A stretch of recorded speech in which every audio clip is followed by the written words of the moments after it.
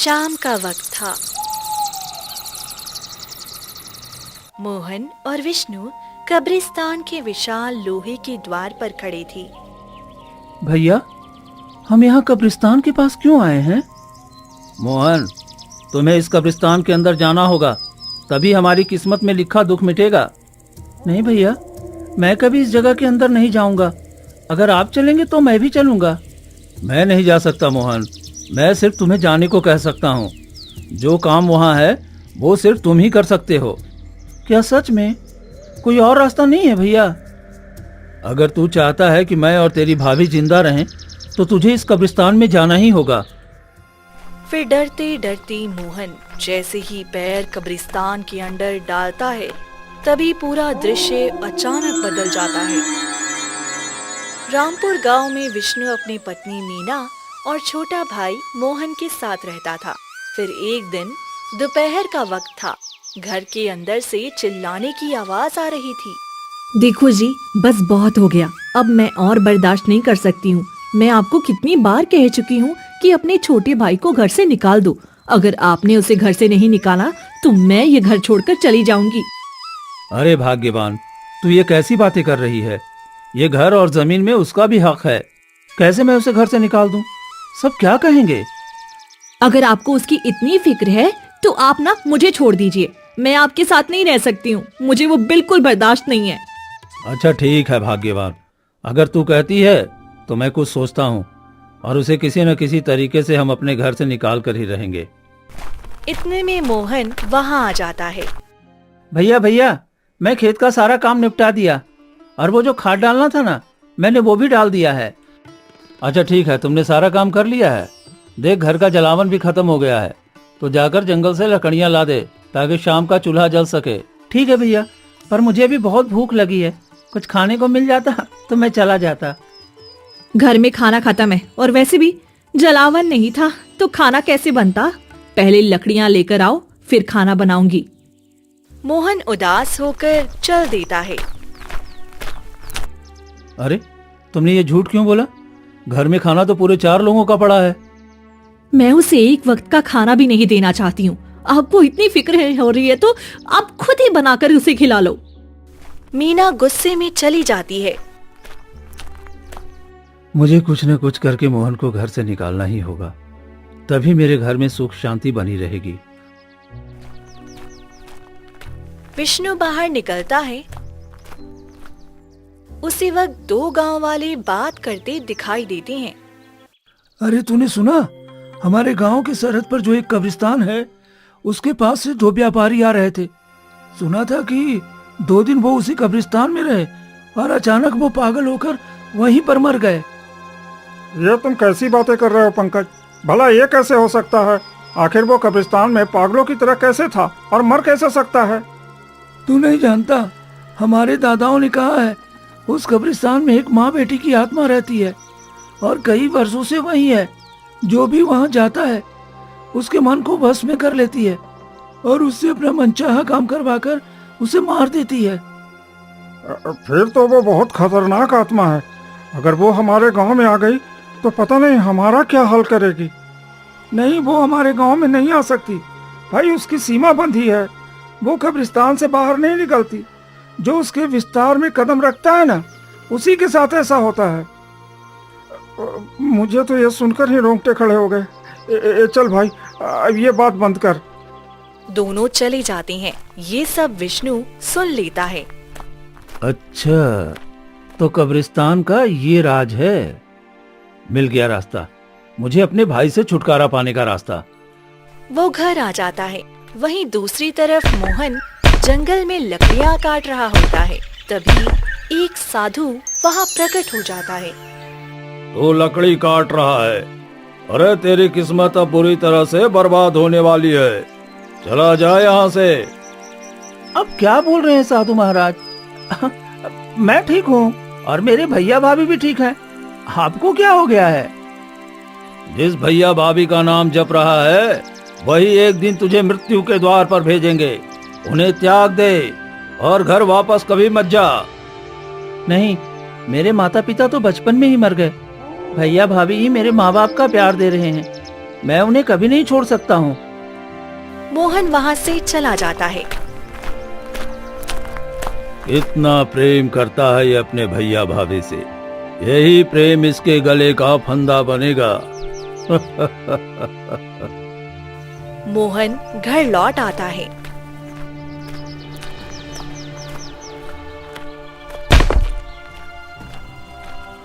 भैया ये देखिए, लकड़ियाँ ले आया हूँ। इस बार ज्यादा ही ले आया ताकि कई दिनों तक काम आएंगी। ठीक है, अच्छा किया। अब चल खाना खा ले, और भी काम है। मीना एक रोटी और सूखा प्याज रख देती है। भाभी सब्जी नहीं है, प्याज के साथ रोटी कैसे खा पाऊंगा? सब्जी खत्म है और खरीदने के पैसे भी नहीं है। अगर खाना है तो खा, नहीं तो भूखे रहो। मीना गुस्से में चली जाती है। मोहन तू बुरा मत मान, भाभी का स्वभाव बस थोड़ा तेज है। ले खा ले, और उसके बाद मैं एक काम बताऊंगा, लेकिन किसी से कहना मत। नहीं भैया, मैं किसी को नहीं बताऊंगा। बताइए ना क्या करना है। कल सुबह मेरे पास आ जाना। विष्णु कमरे में जाता है। क्या बात कर रहे थे? उसे कल सुबह क्यों बुला रहे हो? तुम हमेशा चाहती थी ना कि मोहन को खुद से दूर कर दूं, उसे घर से निकाल दूं, तो मैं सब तैयारी कर चुका हूं। कल के बाद वो कभी हमारे आसपास नहीं भटकेगा। क्या सच में ऐसा करने वाले हो? बताओ तो सही। वो गांव वालों से सुना है कि गांव की सीमा पर जो कब्रिस्तान है, वहां जो भी कदम रखता है वो 2 दिन में मर जाता है। हम कल मोहन को उसी कब्रिस्तान में भेजेंगे, बस देखते जाओ। ये तो बहुत खुशी की बात है। मुझे बेसब्री से कल का इंतजार रहेगा। दोनों सो जाते हैं। उधर मोहन, हे भगवान, मेरे घर की हालत कितनी खराब है। मुझे ये सूखा खाना भी नहीं खाया जा रहा। पता नहीं भैया भाभी ने कैसे खाया होगा। मुझे और मेहनत करनी है ताकि उन्हें अच्छी जिंदगी दे सकूं। अगली सुबह होते ही मोहन उठ जाता है और विष्णु के पास जाता है कि इतने में ही जमींदार आ जाता है और जोर जोर से चिल्लाने लगता है। अरे विष्णु, अरे क्या कर रहा है? चल उठ, घर के बाहर आ। अगर तूने इस बार मेरे पैसे नहीं दिए ना, तो देखना मैं तेरी पत्नी को उठाकर ले जाऊंगा और उससे घर का सारा काम करवाऊंगा। तभी विष्णु घर से बाहर आता है। क्या हुआ जमींदार साहब, आप क्यों परेशान हो रहे हो? अरे तुम्हें याद नहीं है क्या? हाँ, तुमने पिछली बार मुझसे कर्ज लिया था और कहा था कि इस बार तुम फसल बेचकर मुझे सारा कर्ज चुका दोगे, लेकिन तुमने इस बार भी मेरा पैसा वापस नहीं दिया है। नहीं, ऐसा मत करिए, मैं आपके पैसे चुका दूंगा। बस हमें कुछ समय का मोहलत और दे दीजिए। मैं तुम्हें बस 2 दिन का और वक्त दे रहा हूँ। अगर 2 दिन के अंदर तुमने मेरे पैसे वापस नहीं किया तो देखना तुम्हारी पत्नी मेरी हवेली पर होगी। नहीं, आप ऐसा नहीं कर सकते हो। मेरी भाभी को आप नहीं ले जा सकते। मैं आपके सारे कर्ज चुकाऊंगा, चाहे इसके लिए मुझे जो भी करना पड़े। यही सही वक्त है। अब मुझे थोड़ी प्यार से बात करनी चाहिए, तभी ये जाने के लिए उस कब्रिस्तान में तैयार होगा। ठीक है, मैं जाता हूँ, लेकिन 2 दिन के बाद फिर मैं वापस लौटूंगा। इतना कहकर जमींदार वहाँ से चला जाता है और विष्णु वहीं पर जमीन पर बैठकर रोने का नाटक करने लगता है। हे भगवान, मैं कैसा आदमी हूँ। मैं अपने ना भाई का ध्यान रख पा रहा हूँ, ना ही अपनी पत्नी का ध्यान रख पा रहा हूँ। मेरे जैसा नालायक पति होने और न होने से कोई फर्क ही नहीं पड़ता। हे भगवान, मुझे उठा ले भगवान, मुझे उठा ले। नहीं भैया, ये आप कैसी बातें कर रहे हैं? आपको कुछ नहीं होगा, मैं वो सारा पैसा चुका दूंगा। 2 दिन में हम वो पैसे कैसे चुकाएंगे? मुझे बचा लो मोहन, मैं जमींदार के साथ नहीं जाना चाहती हूँ। मुझे नहीं जाना है, मेरी रक्षा करो। मैं क्या करूं भैया? अगर कोई उपाय है तो बताइए, मैं वो करने के लिए तैयार हूँ। भाई, मुझे एक चीज का पता चला है। हमारे गांव के सरहद पर जो कब्रिस्तान है ना, उसी के नीचे एक कब्र होगा। उसी के नीचे ढेर सारा खजाना छुपाया गया है। हमारे राजा ने अपना खजाना सुरक्षित रखने के लिए उस कब्रिस्तान में छुपाया है। मुझे ये पता चला एक गुप्तचर से। अगर तू किसी तरह से उस खजाने को ले आता है तो हमारी ये सारी मुश्किलें दूर हो जाएंगी। हम जमींदार का पैसा भी दे देंगे, हमारी पत्नी भी बच जाएगी और हमारी ये सारी गरीबी भी दूर हो जाएगी। लेकिन मैं क्या करूं? मैं चाह कर भी नहीं जा सकता। अगर मैं गया तो सभी को शक हो जाएगा और मुझे इसकी कड़ी सजा मिल जाएगी। अगर तू गया तो मैं ये बात किसी को नहीं बताऊंगा और फिर हमारी सारी परेशानियां दूर हो जाएंगी।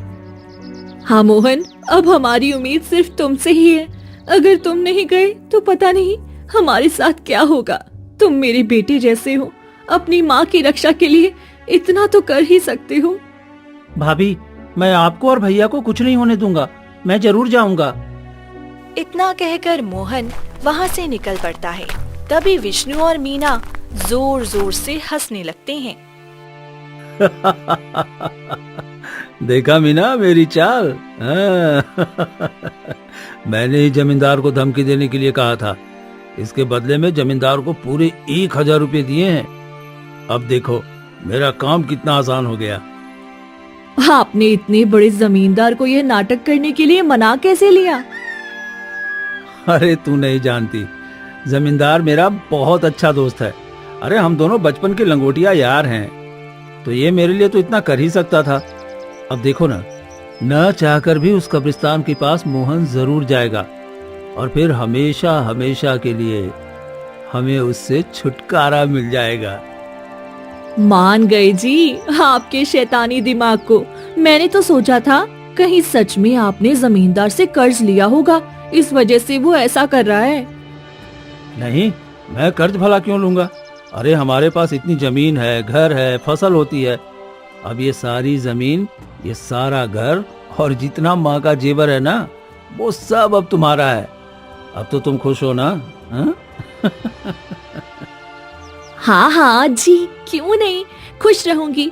भला इतना खुशी का तोहफा आपने मुझे दिया है, मैं खुश क्यों नहीं रहूंगी। दोनों जोर जोर से हंसने लगती हैं। वहीं मोहन चलते चलते कब्रिस्तान के द्वार पर पहुंचता है। अच्छा, तो यही कब्रिस्तान है। अब मुझे वो खजाना ढूंढना होगा। लेकिन ये कब्रिस्तान इतना सुनसान कैसे लग रहा है? जैसे कोई यहाँ बैठकर रो रहा हो, पर कोई नजर नहीं पड़ रहा है। अरे उससे मुझे क्या, मुझे तो बस खजाना लेना है। मोहन अपने पाँव कब्रिस्तान में रखता है। तभी तेज आंधी और तूफान चलने लगता है और सामने एक पेड़ के नीचे एक सफेद कपड़ों में बैठी लड़की फूट फूट कर रो रही होती है। अरे ये कब्रिस्तान में एक लड़की क्यों रो रही है? वो भी इतनी शाम को कब्रिस्तान में रो रही है। जरूर कोई बात है, मुझे जाकर पूछना चाहिए। मोहन उसके पास जाता है।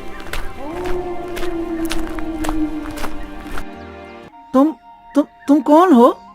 इतनी शाम को यहाँ क्या कर रही हो और रो क्यों रही हो?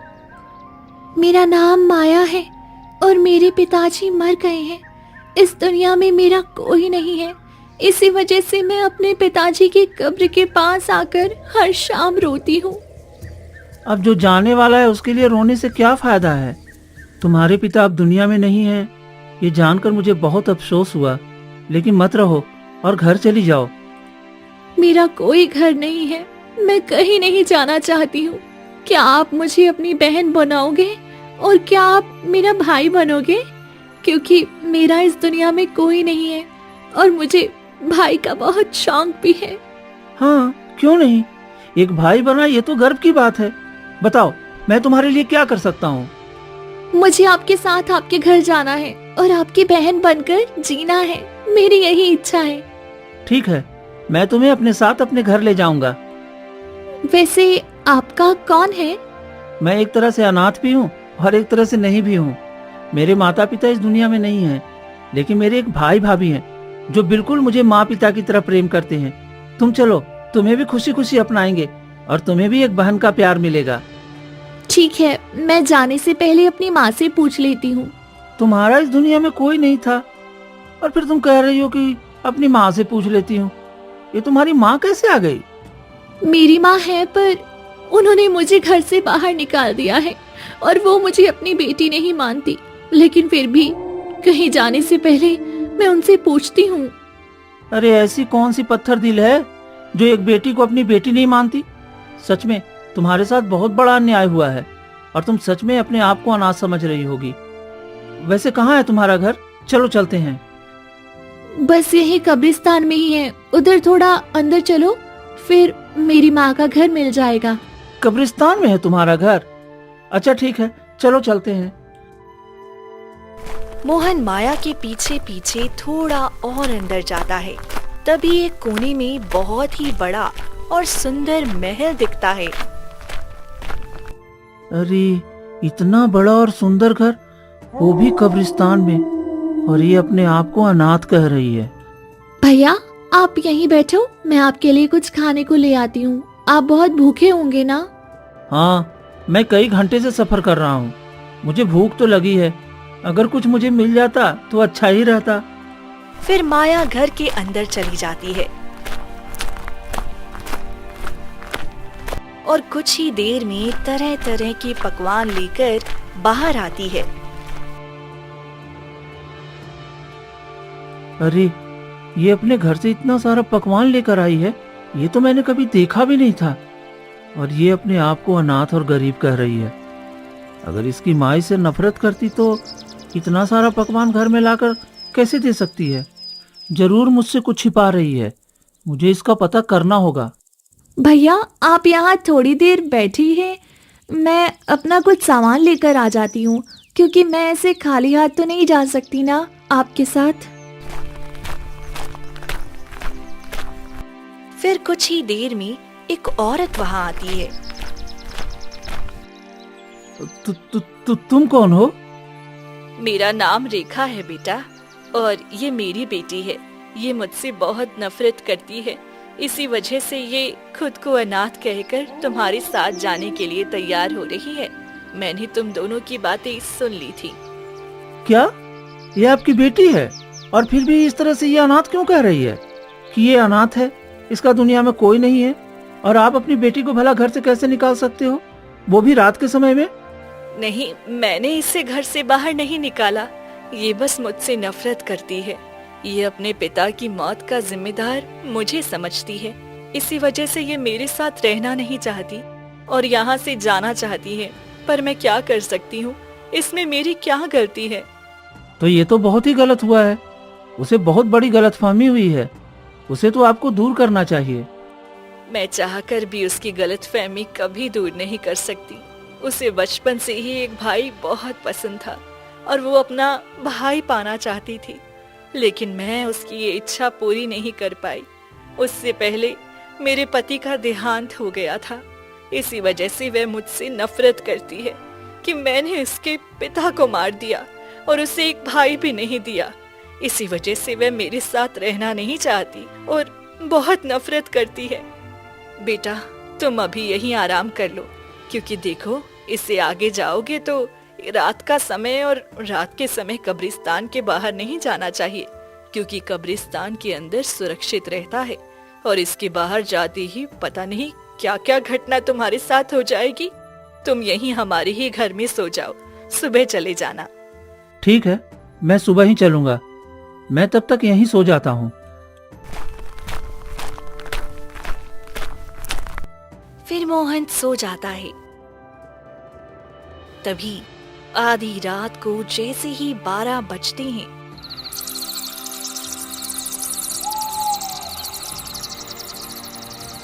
महल अचानक से गायब हो जाता है और रेखा और माया दोनों अपना भयानक रूप ले लेती हैं और जोर जोर से हंसने लगती हैं। हमारा बकरा फंस गया, अब तो हमारी इच्छा पूरी हो जाएगी बेटी। हाँ माँ, हमने जैसा सोचा था बिल्कुल वैसा ही हुआ। अब इससे हम वो काम करवाएंगे जिसके लिए हमने इसे भ्रमित किया है। अब बताओ माँ, हम क्या कर सकते हैं? जिससे कि हम इस कब्रिस्तान में नहीं बल्कि पूरे गांव पर राज कर सकें। गांव में भी हम जाकर अपना खौफ सबके दिलों में जगा सकें। चिंता मत करो बेटी, वो दिन भी अब नजदीक है। मैंने एक अघोरी से कहते सुना था कि गांव के पंडित के पास एक ऐसी काली शक्ति का किताब है, अगर वो किताब हमें मिल जाए तो हम सर्वशक्तिशाली हो जाएंगे और फिर हम जहाँ चाहें वहाँ जा सकते हैं। तब तो ठीक है, फिर सुबह होते ही हम इसे उस पंडित के पास भेजेंगे। चलो अब हम आराम करते हैं, थोड़ी देर बाद सुबह हो जाएगी, फिर हमें इसे अपना नया रूप भी दिखाना है। हाँ बेटी, क्यों नहीं। फिर गहरे अंधेरे के बाद सुबह होती है और सूरज की पहली किरण निकलते ही फिर से वहाँ पर महल बन जाता है और मोहन की नींद खुल जाती है। माया, अब चलो चलते हैं, क्योंकि मैं जो काम करने आया था वो तो हुआ नहीं। पहले मैं तुम्हें अपने घर छोड़ाता हूँ, उसके बाद मैं अपना काम करूँगा। भैया, मैं आपके साथ जाने के लिए तैयार हूँ, लेकिन उसके लिए आपको मेरा एक छोटा सा काम करना होगा। ठीक है, ऐसा क्या काम है बताओ, मैं करने के लिए तैयार हूँ। इस गांव के पंडित के पास एक किताब है जो कि काले रंग की है। आपको वो किताब लाकर मुझे देनी होगी, फिर मैं आपके साथ चलूंगी। भला पंडित के पास ऐसा क्या किताब है, और तुम किस पंडित की बात कर रही हो? देख बेटी, तू इसे अपना भाई मानती है और इसके साथ जाने के लिए तैयार भी है, लेकिन ये तुम्हारे लिए वह किताब भी नहीं ला सकता है जिससे तुम्हारे पिता की आत्मा को शांति मिल सके। इसीलिए कहते हैं कोई अपना नहीं है इस दुनिया में। वो तो मेरे मामा हैं, वो तो पूरे गांव वालों की मदद करते हैं, और मैं उनसे वो किताब नहीं ला सकता हूँ। वो भला मुझे किताब क्यों देंगे? भैया, आप मेरे लिए इतना नहीं कर सकते हो तो फिर मेरी भाई शब्द पर से उम्मीद टूट जाएगी। ऐसे मत करो भाई। अच्छा ठीक है, तुम्हें वो किताब चाहिए तो मैं वो लेकर आता हूँ। फिर आधे मन से मोहन वहाँ से निकल पड़ता है और गांव की तरफ आ जाता है, और जैसे ही पंडित के घर पहुँचता है। अरे मोहन बेटा, तू यहाँ क्या कर रहा है? और सब बता, तेरा भाई भाभी सब कैसा है? मामा, सब तो बहुत अच्छे हैं, और मुझे आपकी बहुत याद आ रही थी, इसलिए आपके पास आ गया। आप ठीक हो? हाँ, सब ठीक है बेटा, बस इन दिनों गांव में कुछ ज्यादा ही परेशानियां चल रही है, उसी काम में लगा हूँ। मैं आपकी कोई मदद कर दूँ? हाँ, बस देख ले, मेरे अंदर जो कुछ किताबें हैं उन किताबों को ठीक करके रख दे, क्योंकि मुझे अभी जमींदार के पास जाना है और उसके बेटे का नामकरण भी करना है, तो मुझे आने में थोड़ा वक्त लग जाएगा। क्यों नहीं मामा, मैं अच्छे से कर दूंगा, आप बेफिक्र होकर जाइए। ठीक है बेटा। फिर पंडित चला जाता है। यही सही वक्त है, मुझे जल्दी से वो काली किताब ढूंढना होगा। मोहन जल्दी जल्दी सभी किताबों को छानता है, तभी उसकी नजर एक काली किताब पर जाती है। लगता है यही वो किताब है, इसका पन्ना और सब चीज सही है, यानी कि यही किताब वो लोग मांग रहे थे। अब मुझे जल्दी से किताब लेकर जाना चाहिए। मोहन किताब लेकर कब्रिस्तान की तरफ निकल जाता है, तभी पंडित वहाँ आ जाता है। ये क्या, मोहन कहीं दिखाई नहीं दे रहा है, कहाँ है? लगता है किताब ठीक करके चला गया होगा। इतना कहकर पंडित जैसे ही घर के अंदर जाता है। अरे अरे, ये क्या, ये अघोर तंत्र विद्या की किताब कहाँ है? अरे नहीं, ये नहीं हो सकता। अगर ये किताब किसी गलत हाथों में लग गया तो पता नहीं इस गांव पर क्या विपत्ति आ जाएगी। अगर मोहन ने ये किताब लिया है तो जरूर वो कब्रिस्तान में गया होगा। मुझे उसे रोकना होगा, क्योंकि वो किताब सिर्फ कब्रिस्तान में ही ले जा सकता है। वहीं दूसरी तरफ मोहन किताब लेकर तेजी से कब्रिस्तान की तरफ बढ़ रहा होता है। अब बस मुझे जल्दी से ये किताब देकर ये काम खत्म करना है। और जैसे ही मोहन कब्रिस्तान में पांव रखने वाला होता है कि तभी पंडित सामने आकर खड़ा हो जाता है। अरे रुक जा मोहन, तू क्या कर रहा है? मामा जी, आप यहाँ? क्या हुआ? सब ठीक तो है ना? तुम ये तंत्र विद्या का किताब लेकर कब्रिस्तान में क्यों जा रहे हो? तंत्र विद्या की किताब? ये आप क्या कह रहे हैं मामा? अरे तुम्हारे हाथों में जो किताब है ये कोई साधारण किताब नहीं है, ये तंत्र विद्या की किताब है। अगर किसी गलत हाथ में चला गया तो इस पूरे गांव और आसपास के राज्य पर बुरा असर पड़ेगा। सारी कब्रिस्तान की शैतानी ताकत जाग जाएगी। नहीं नहीं, मुझे ये सब नहीं पता था। ये तो कब्रिस्तान में माया और रेखा नाम की माँ बेटी ने मंगवाया था मुझसे। इस किताब की सारी सच्चाई भी मुझे नहीं पता है। अरे ये माया जाल था, वो गांव के सभी व्यक्तियों को फंसाती है, और अगर मैं सही वक्त पर ना आता तो वो तुम्हें भी मार देती और पूरे गांव में मौत की तांडव करती। आज बाल बाल बच गया। चल यहाँ से, ज्यादा समय यहाँ रहना तुम्हारे लिए ठीक नहीं है। तभी माया और रेखा प्रकट होती हैं। पंडित रुक जा, तू ऐसा नहीं कर सकता है। ये किताब मुझे दे दे और चला जा यहाँ से, वरना मैं तुम्हें जान से मार दूंगी। तुम दोनों तो आत्मा हो और तुमने मुझे धोखा दिया। मुझे वो तंत्र विद्या की किताब चाहिए। नहीं, मैं खुद की जान खतरे में डाल सकता हूँ, पर पूरे गांव की जान खतरे में नहीं डाल सकता हूँ। मैं तुम्हें ये तंत्र विद्या की किताब कभी नहीं दूंगा। रेखा हमला करती है। तभी पंडित एक मंत्र पढ़ने लगता है, जिससे माया और रेखा का शरीर जलने लगता है। नहीं नहीं, तुम पंडित ऐसा नहीं कर सकते हो। मैं फिर आऊंगी और ये किताब हासिल करके रहूंगी। इतना कहकर माया और रेखा वहाँ से गायब हो जाती हैं। तुम यहाँ क्यों आए हो बेटा? यहाँ कोई भी इंसान को आना मना है। मामा, आपसे क्या छुपाना, आप तो जानते हैं हमारे भाई और भाभी बड़ी मुसीबत में थे। उन्होंने कहा था इसी कब्रिस्तान में राजा ने एक धन छुपाया है। मैं वही धन लेने आया था। अरे तू कैसी बातें कर रहा है? अरे तुम्हारे माता पिता ने पहले ही इतने सारे धन, जेवर और जमीन छोड़ कर गया है, फिर तुम्हारे ऊपर कैसा कर्ज? और यहाँ कोई राजा ने धन नहीं छुपाया है। तुम्हारे भाई ने तुमसे झूठ बोला। लेकिन वो जमींदार आकर मेरे भाई को धमकी दिया कि 2 दिन में वो पैसे नहीं देगा तो वो भाभी को उठा करके ले जाएगा। सच में तुम्हारा भाई और भाभी इतना लालची हो सकता है, मैं कभी सोच भी नहीं सकता। अरे उसने खेल खेला है तुम्हारे साथ। आप क्या कह रहे हैं मामा? तुम चलो मेरे साथ। तेरे माता पिता पूरे गांव के सबसे अमीर व्यक्ति थे और उन्होंने बहुत धन जोड़ा है। वो लोग तुम्हें मार कर वो सारा धन हड़पना चाहते होंगे, इसी वजह से उन्होंने ऐसा किया है। नहीं, भैया भाभी मुझसे बहुत प्रेम करते हैं, मेरे साथ ऐसा नहीं कर सकते। फिर तुम चलो मेरे साथ। पंडित मोहन को लेकर विष्णु के पास जाता है। वहीं घर के अंदर विष्णु और मीना हंस हंस के बातें कर रही थी। मीना, अब तो मोहन हमेशा हमेशा के लिए मर गया होगा। हाँ जी, कितने गांव वालों की लाश उठी है, अब बचने की कोई उम्मीद ही नहीं है। वह भी मर चुका होगा। अब माँ जी का जितना भी जेवर है और ये जमीन, घर सब हमारा हो गया। हाँ, अब हम इस गांव के सबसे धनी व्यक्ति बन गए हैं और हमारे भाई को पता भी नहीं है कि वो गया है धन लाने। अरे वहाँ कोई धन भी नहीं है और न ही हमारे पास कोई कर्जा है।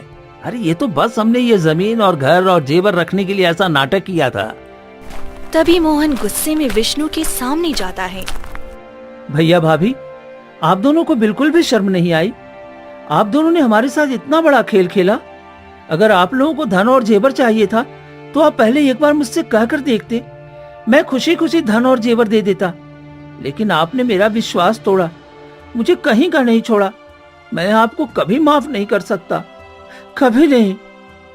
सच में विष्णु, तू एक बड़ा भाई होकर इतना घिनौना काम करेगा, मुझे भी यकीन नहीं था।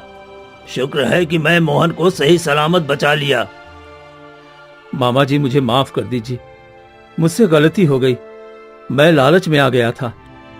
माफी क्यों मांग रहे हो जी? हमने मेहनत किया है और हमने ये सारा धन बचा के रखा है, तो ये हमारा ही है।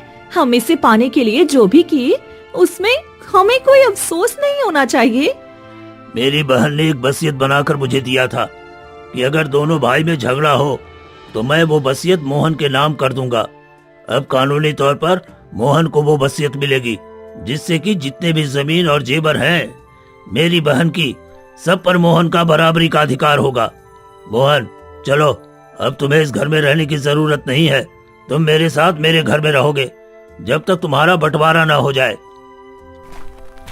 मोहन रोते हुए वहाँ से चला जाता है और पंडित के साथ रहने लगता है। कुछ दिन में बंटवारा होने के बाद दोनों भाई में बराबर बराबर सभी चीजें बांट दी जाती हैं और गांव की एक अच्छी लड़की देखकर शादी करके मोहन खुशी खुशी रहने लगता है।